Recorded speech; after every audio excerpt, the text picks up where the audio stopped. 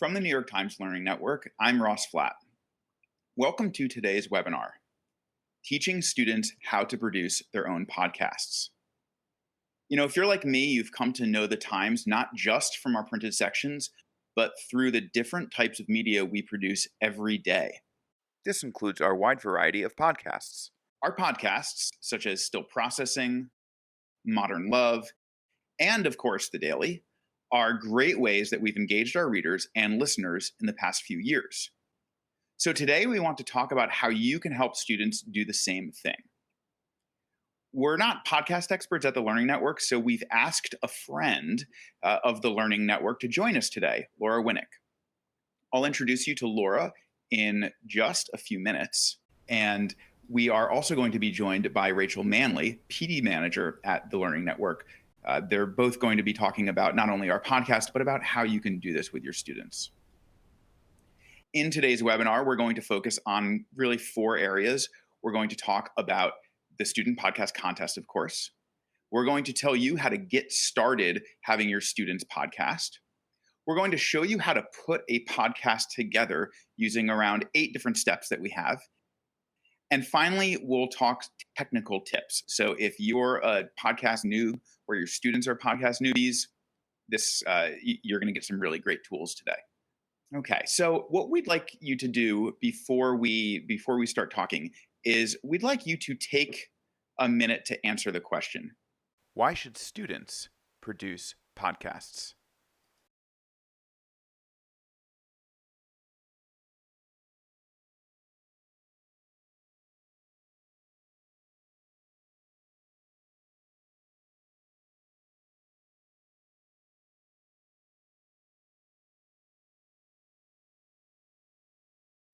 And it looks like we have a lot of different ideas coming in. So I'm going to just read off a few.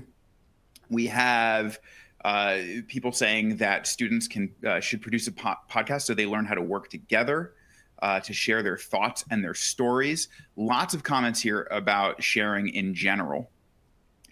We have somebody who mentioned that it's an amazing time to be creating primary sources. So I'm guessing that comment is really about the podcast itself is a primary source, which I think is a really, really interesting idea. Somebody said to practice English, to engage multiple learning modes. All right, so it sounds like a lot of us here are in agreement that a podcast is a really great learning tool. But what I'm going to do now is I'm going to invite Laura to join us so we can talk a little bit more about this. Laura, before we dive into this why podcasting question, I was wondering if you could just take a quick minute to tell our participants just about yourself and what is it about podcasting that you feel so connected to? Yeah, thank you so much for having me here. And it's so nice to be talking and discussing virtually with so many teachers who are really teaching against all odds right now. So my hat goes off to all of you. I have years of working in the public school and private school classroom. I'm doing project-based learning with young people from middle grades and high school. And it was in that time in working with high school students when I was really looking for another way to do the traditional research project. And that's how I came to podcasting. I was looking for a way to find like a creative container for a research project. I wanted something where students could feel like they were investigative journalists, and I wanted them to be driving the research and doing it with their own voice and in their own style. What I found by doing that kind of first research project in the form of a podcast was that students had to go into the real world to do the investigating themselves. And that was super exciting for me as a teacher and very exciting for students. Podcasts really lend themselves to authentic student voice, and then they automatically lend themselves to authentic audiences. Whenever I've worked with students, whether it's a research podcast or another type of podcast, they're just really excited to share that final product with their community, whether it's the community that they researched and interviewed and wrote about, or it's their personal community within the school. Okay, so it sounds like by you having your students do do a podcast project, you were really sort of creating this perfect storm of hard skills, soft skills, getting them to learn how to research, and really giving them sort of like a need to know, like a reason to learn about something that they were going to produce for an audience. Yeah, exactly. So you created this project in your classroom, and so at the Learning Network, we wanted to give teachers everywhere an opportunity to do this, and I think it really speaks to what you're talking about with that authentic audience. So at the Learning Network, we have a student podcast contest that we offer. So I'm going to ask Rachel. So Rachel, could you tell us a little bit more about our student podcast contest? Sure. Here at the Learning Network, our mission really is to help people teach and learn with the New York Times. And in 2017, the New York Times made a name for itself in the podcast world by creating and releasing The Daily with Michael Barbaro, as many of you are all very familiar with, I'm sure. And with that, we started creating resources for young people and teachers to both learn from podcasts, like The Daily, as well as to create their own. So we've created mentor texts and lesson plans, and a student podcast contest. So this is our third year that we've hosted this podcast contest. In the contest, we challenge students to choose a topic and format that interests them and they're passionate about, and then they create a 5-minute or less podcast episode. And this contest is open for both middle and high school students. And just wanted to share these contest rules and guidelines quickly to give you a sense of what this contest looks like. In addition to the 5-minute requirement, we ask that all submitted podcasts include a beginning, middle, and end to produce a complete listening experience. And then we also ask, of course, that students use appropriate language and also that they use non-copyrighted sound effects and music. And also to note that these podcasts can be submitted by individuals or groups. Okay, so they can really run this like, they're a podcast team if they want, or it can be a solo passion project of theirs. That's really cool. Exactly. All right. So what I want to do now is I want to talk a little bit about how to get started with this. So I'm a teacher. I think this is a great project for my students. Where do I go from here? Do I just, turn on a recording device or turn on my cell phone and just, start talking about something I know? Like, Laura, how do you get your students started with this? It's a great first question. It's very tempting to just launch ourselves into recording immediately. Although I do recommend you do that at a certain point with your students. I feel like there are really two roads to start to podcast. The first road is thinking about format or genre. And so I really want to emphasize the importance of models for this. So there are many, many podcasts, that all of you were saying you listen to, that are made for teens, that our teens are excited to listen to and will engage with. Show these to students to inspire and initiate them to say, I want to do that. Like, I want to try to do that. I think I could do that. The other road I would suggest for podcasting is less about what you want to make and more about what you want to explore. So on this road, you're thinking about the topic. So what I suggest for choosing a topic and working with students to choose a topic is to use a podcast planning document, and that's available through the Learning Network. It's not necessarily an outline, right? It's not necessarily like piece by piece, beginning sentence, hook, etc. It's more about thinking about the bigger parts of a podcast and including those. So having students make choices about, is there a narration? Is there a narrator, right? Whether you are interviewing anyone, whether the podcast includes storytelling or sound effects or music. Okay, so it sounds like topic and format are in some ways interchangeable and one gives rise to another. Totally. So I think that if a student is like, I want to explore what it's like to be a doctor right now in COVID-19, right? They have their topic. And then when they are thinking about the format, right, are they able to interview a doctor? If they're not able to interview, what would they do to bring to life that story? That's going to ask them to determine, and then maybe decide the ones that won't work, which format is best for enhancing that story. Okay. So let's talk a little bit more about format. So Rachel, we've been hosting this contest this is our third year hosting it. I think we've had something like 1,600 entries over the past few years. Could you tell us a little bit more about what we have seen already? What type of topics we've seen? What could students check out?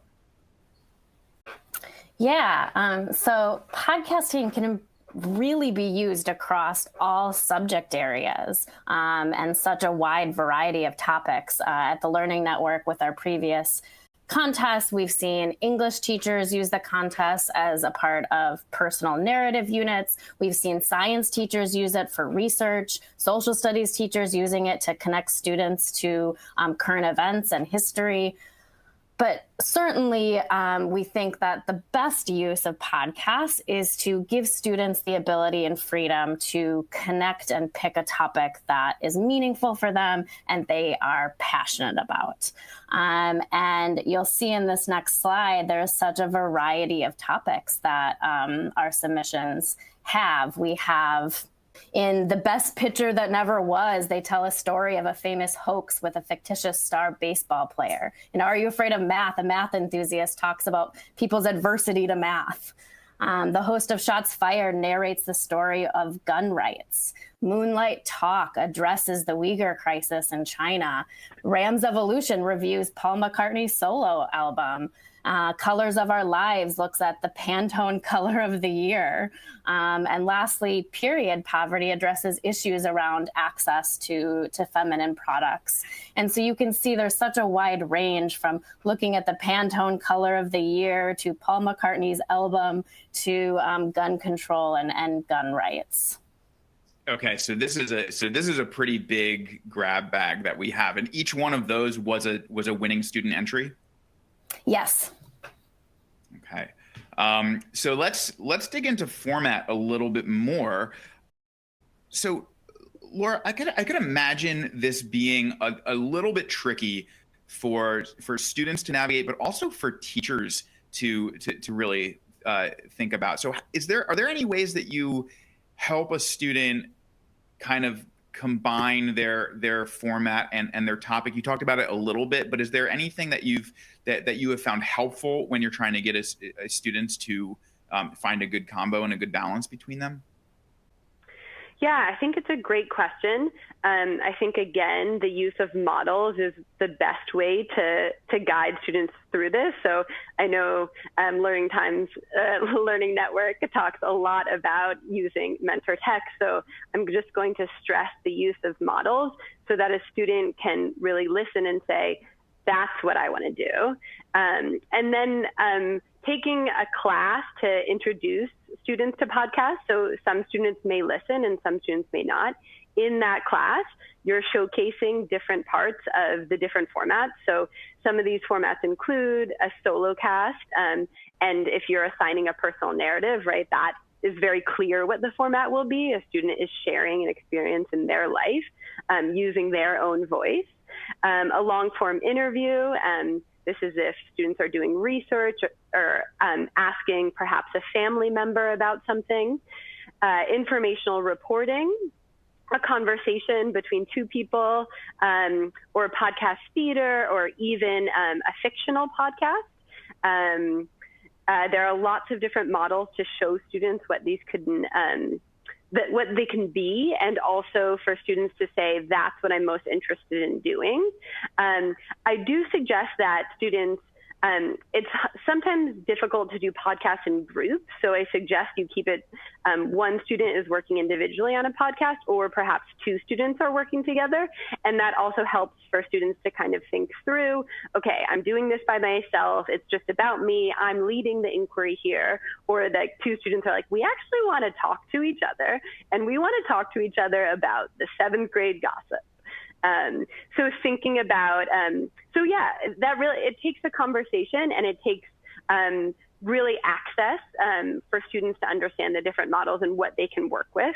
I think we also know that like a good podcast is often about having a good host.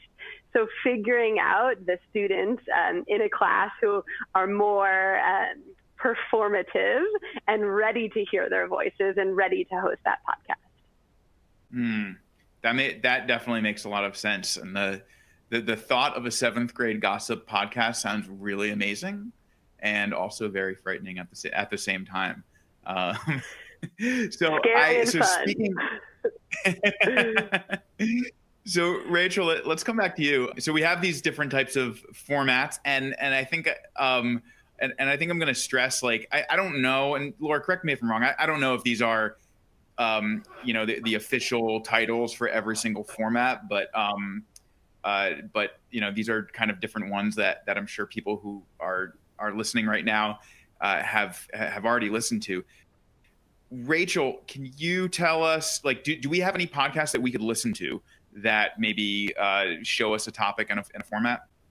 Yeah, I think this is a great opportunity to listen to our first audio clip.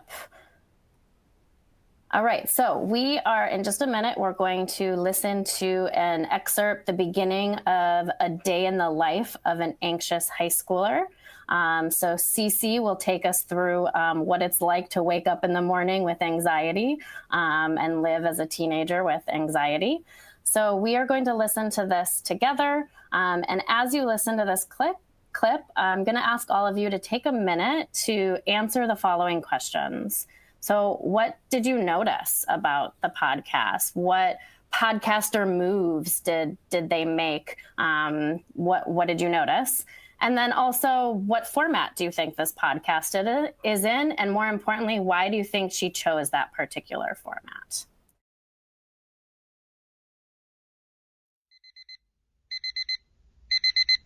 No, it's 7 already. I just went to bed.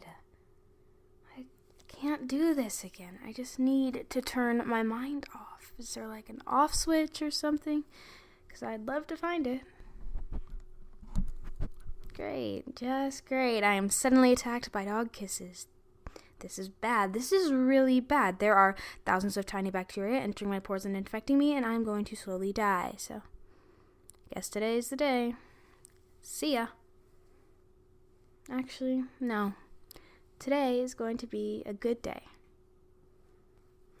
What am I going to do with this hair? I could go for the I have my life put together straight hair look. Fake. Okay, I could go for the braid. Huh, basic. Another messy bun it is. But I mean, does it really matter? It's not like anyone looks at me anyways. Okay, so for those of you who have been typing, a few people have been guessing. I think most people have been saying solo story format. Somebody said there's a little bit of theater in it, and solo podcast with a conversational style. And a few people even just talked about how there's a teenage voice that's very present in this, and that teenagers might be able to connect with this. So I'm going to ask Laura and Rachel, is there anything that you wanted to add about this? So first of all, were people right? How did they do? Was it a solo? Yep, this is a solo cast, and I saw that someone added it was very clear it was a personal narrative. Okay. Yeah, and if I had to guess why Cece chose this format, I mean, we don't know if she chose the format first or the topic first, but if she chose the topic first, I'm, assuming she chose this because this would be the best avenue to share sort of your personal story with the world. All right. So, and we're going to be showing a few more of these, or listening to a few more of these today. So let's move on a little bit to putting the actual podcast together. So I've done the hard work. I'm a student. I've done the hard work of figuring out what my format is, what my topic is. I think I have a good combination. What's next? Is this when I start? Is this when I press record and start talking? It's a great question. One element to putting the podcast together is definitely about asking students or inviting students to do research.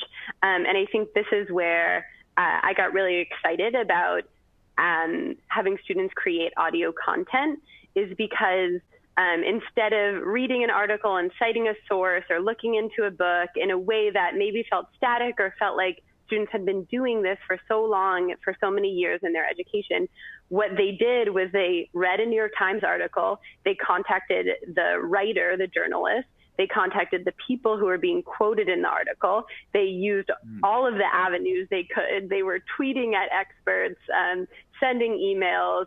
It was this really activated kind of pursuit of knowledge and pursuit of subjects that was very exciting because you needed to get the voice. You needed to talk to the person. So research is really important. The other element that I think sometimes teachers don't think about when teaching podcasts is that you need students to actually write a script. So I think there's a lot to unpack here. And what I want to do first, before we talk about scripting, I want to go back to that question of research. And Rachel, I wanted to see if we have a podcast that we could listen to that maybe shows really quality research. Yeah, I think there's a couple that we could pull, and I'm excited to share these with you because it's going to give you an example not only of the research and the preparation, but also of some different formats. Let's do this one. So this is a podcast titled My Incarcerated Family. And this student, you'll see pretty quickly, does a nice hybrid of some different formats, has some interviewing of their family, some interviewing of some experts. I won't get too deep into it, but let's listen to it. And as we listen to it together, I want you to take a minute to answer the same question of what did you notice? But rather than identifying the format this time, let's just get into details about what podcast moves do you recognize that you would want your students to also emulate? And you can think about maybe what research they might have done before this podcast or what planning and preparation they had to do. I love the sound of my cousins laughing.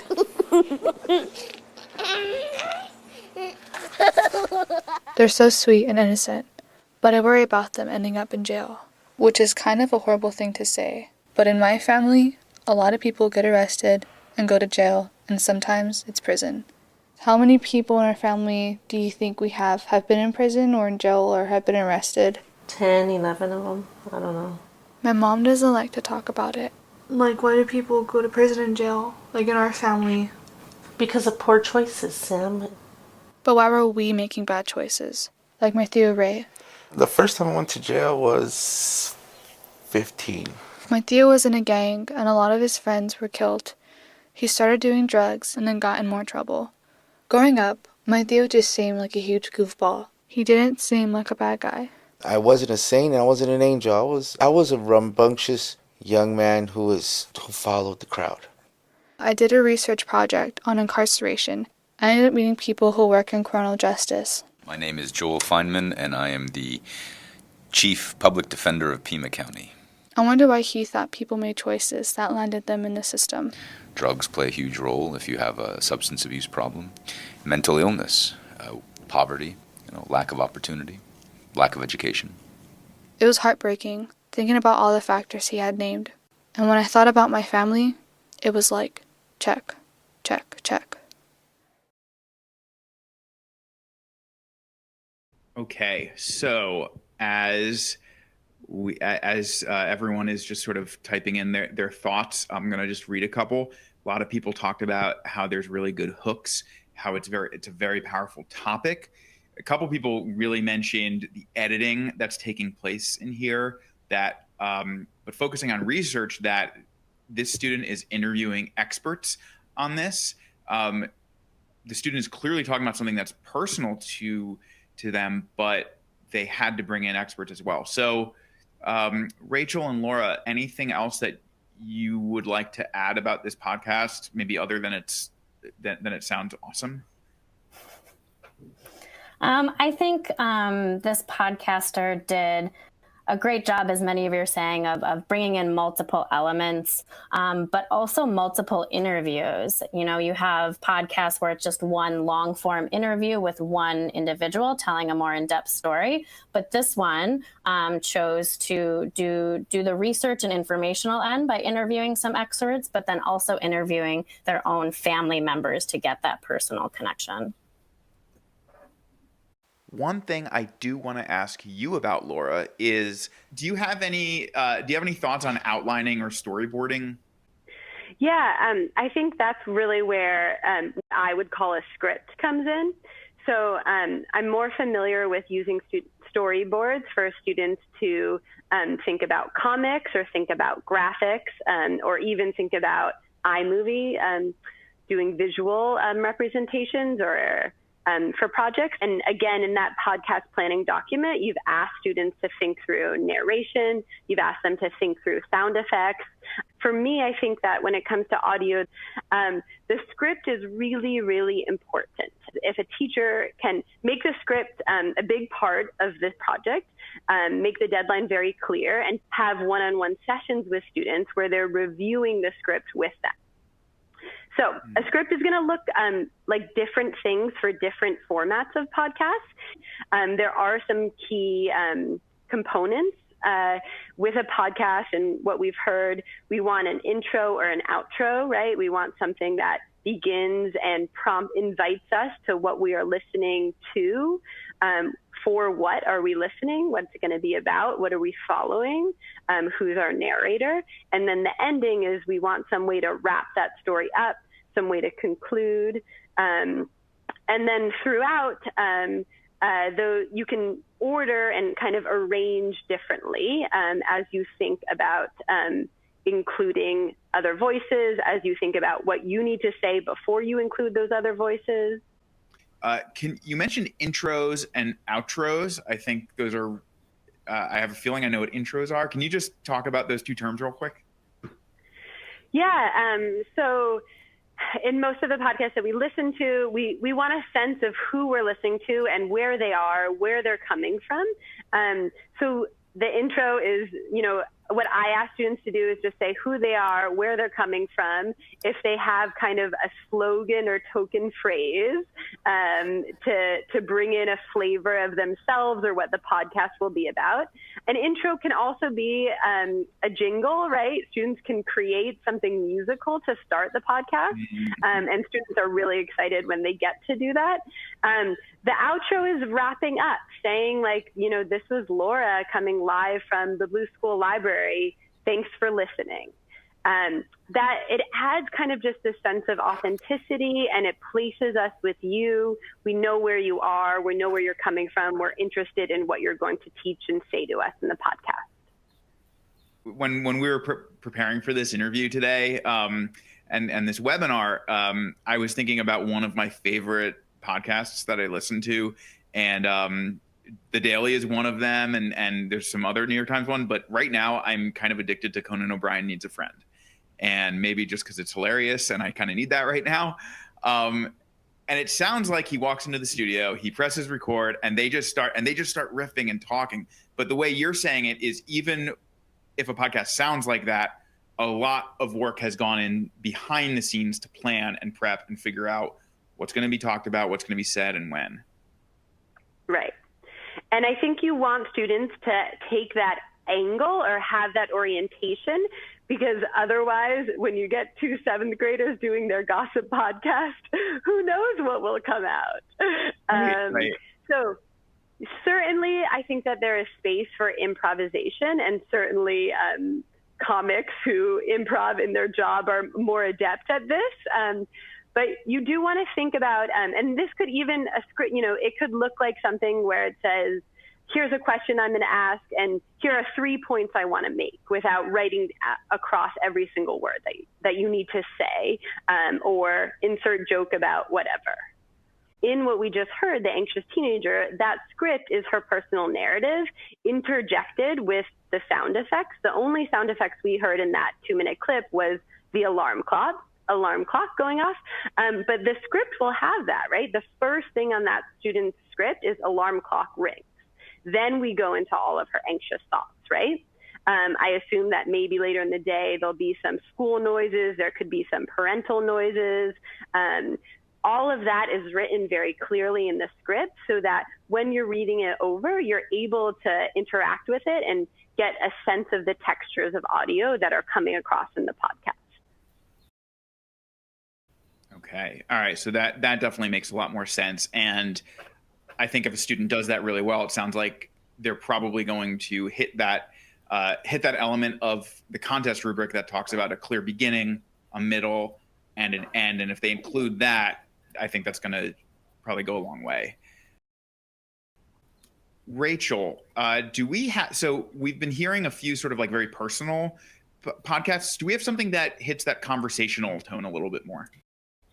Yeah, we have a good example of that. And it also is a really good example of an intro. The last two we've listened to were personal, and they also started very sort of personal and just started right in. And this next one I'm going to show you is a nice example of them introducing the podcast. And these two young people, it's two students doing it, and they actually set it up like it was a reoccurring podcast that they host. So I won't give any more of it away, but let's listen to this one. This one is called Black Ink, and it's hosted by two young people. And again, as we listen to this, think through the questions of what do you notice? What podcast moves do you hear that you would like your students to emulate? And how is this one maybe a little bit different than the other two that we've listened to?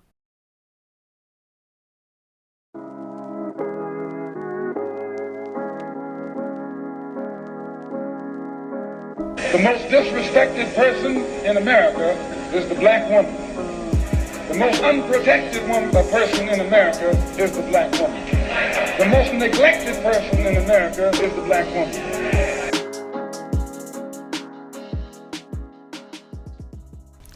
Hi, and welcome back to Black Ink, the podcast where we talk about notable books by Black authors. I'm your host, Jalen. And I'm Kayla. And this week we're going to be reviewing Their Eyes Are Watching God by Zora Neale Hurston. I wouldn't be surprised if a lot of you have read this book because it's definitely somewhat of a classic. Right, so we're going to be doing a brief recap of the book, but mostly we want to focus on some of the themes and social commentary that Hurston included, because even though she wrote it in the 1930s, it's definitely still relevant. Right, let's get started. Okay, so that sounded like, episode 55 of a whole series of podcasting of podcasts. That was neat. So I'm just looking at a couple comments we have. Some people talked about the musical introduction is really good for this. There's like a historical flair to it. It's clearly a book review podcast, but it's very professional sounding. Laura, Rachel, anything else we want to add about what we heard in this one before moving to our final section for today?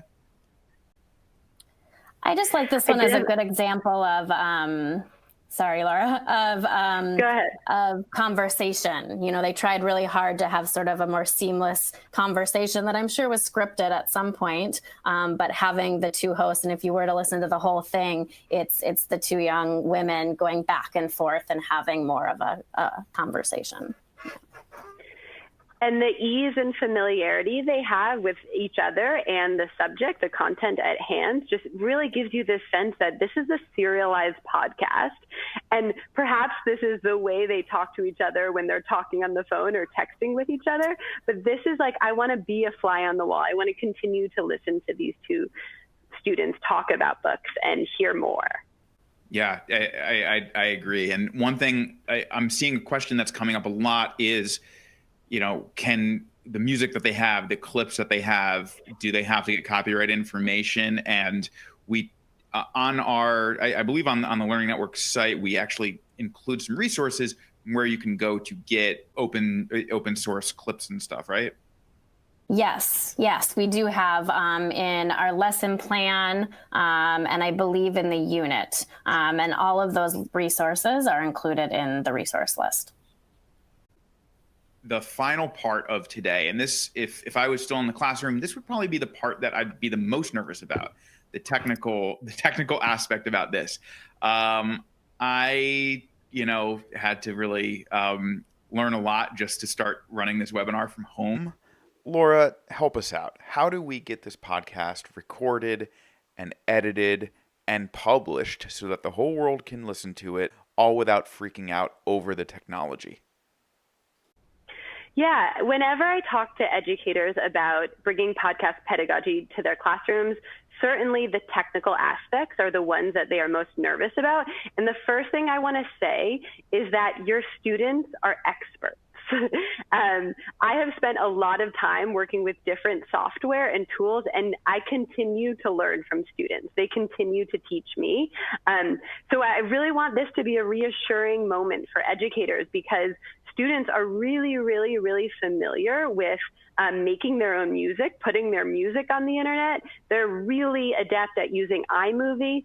They know how to use software where they are being asked to cut and to drag and drop and move pieces around. It just really comes, it seems the software is intuitive, and I feel like young people really take to it well. So the first thing to know is to know that your students can be experts. And then the other things to know is that it is simple, right?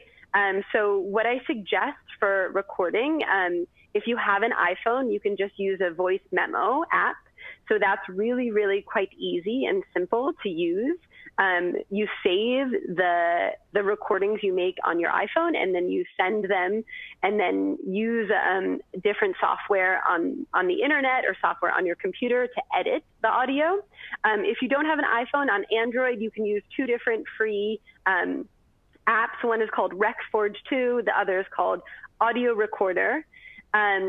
The editing process, there are a lot of tools out there. So Audacity is a free one online. So you just need a web browser.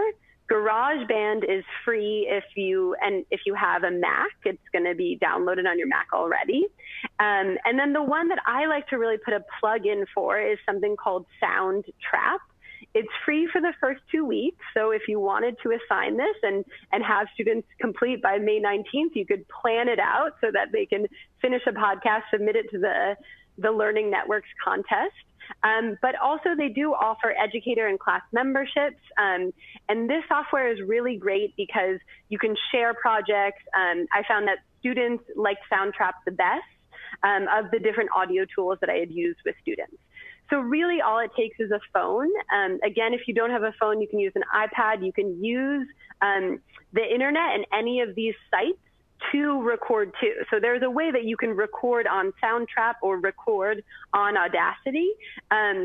It's convenient to use a phone, especially if you're interviewing someone, because you just pull it out, you interview, you make sure the microphone is close to their mouth, you can hear it very easily, and then you send that file.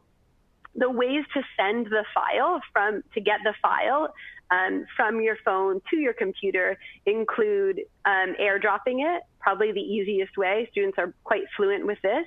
You could also have the Google Drive app on your phone, so you can upload it to Google Drive, or you can email it as a file. Those are some awesome resources. How do we get this out into the world? You talked at the very beginning. This is audience-based. It's authentic. What's the last step?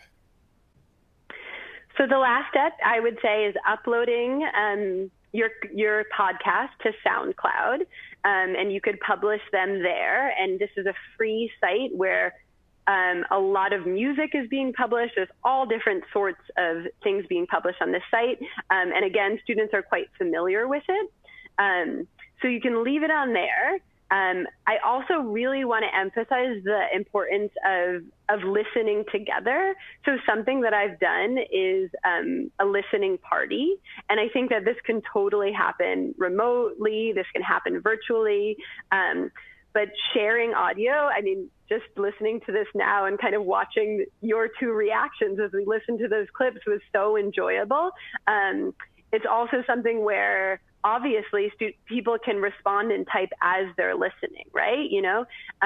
So being able to comment and give feedback and share is really, really, it's just like, it's really generative. It's a great experience for students to hear themselves and to give immediate feedback.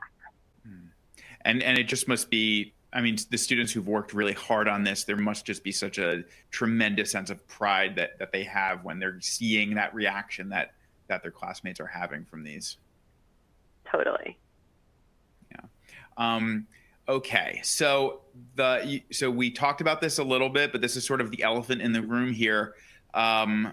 Normally, again, we might be in a classroom, we might have laptops for all the students to have, but right now we don't. And, we're in this era of remote learning for a lot of us. Is there any tips, any ideas that you could comment on that might be helpful for teachers who are interested in doing this but need to do it remotely? I really, really, really want to reassure all educators that this can definitely happen remotely.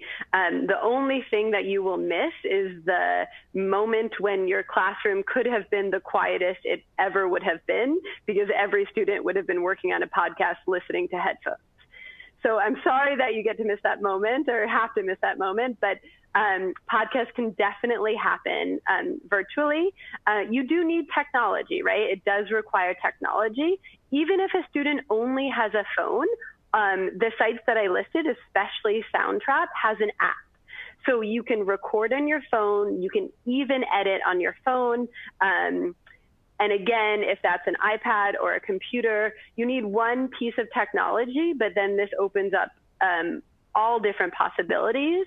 And then again, for you as a teacher to share that work with students, to show their final projects and their final podcast, it's really, you have the whole world at your fingertips because you have the internet and you can share publicly and share out to the world, especially a world that is really in need of more audio content right now. Yeah, that is really helpful. I mean, there is something about the remote nature of a podcast in general that seems like it would naturally lend itself to this moment that we're in, and it really sounds like a great way to end a school year on a really positive note. Give students something to really dig into, follow a passion that they have. It sounds like this is really kind of hitting on all of those marks. I think that's really important for us to remember. You don't need to get really fancy here. If you've got a compelling human voice and a compelling human story, that's what's going to make a successful podcast. That's great, and I think that's a really good way to end this, because this has certainly been just kind of listening to you kind of guide us through how to do this. I think there's a lot of teachers who've been joining us today that I think feel a little bit better about doing this and are also excited to get started. And before we sign off, we want to remind everyone that if you visit nytimes.com/learning, you'll find our latest features for students, including daily writing prompts, lesson of the day, what's going on in this picture, what's going on in this graph, our student contests, and more. Just scroll to the bottom of our homepage, enter your email address, and sign up for our weekly newsletter. So again, on behalf of the Learning Network, I'm Ross Flatt. Thanks again to Rachel and especially to Laura Winnick for being such a great resource today. Thank you to all of you for joining us, and we'll see you next time. Take care.